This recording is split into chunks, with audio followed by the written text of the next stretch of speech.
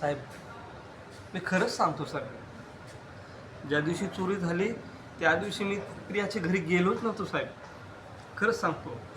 हां, बुटक्या म्हणत होता माझे 20,000 रुपये घ्यायचे आणि आज मी ते घेऊनच राहील. मला दुपारी बुटक्या भेटला होता.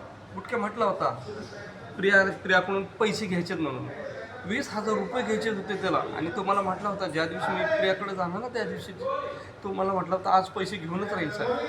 साहेब मला काहीच माहीत नाही हो साहेब, द्या पुढे. खरंच मी तिथं गेलोच नव्हतो साहेब. हां, मी गेलो होतो पण घरात नाही शिरलो होतो साहेब मी. खरंच सांगतो. काय म्हटले? बुटक्या पुढे मला माहीत नाही. बुटक्याचं माझं त्या दिवशीच बोलणं झालं होतं.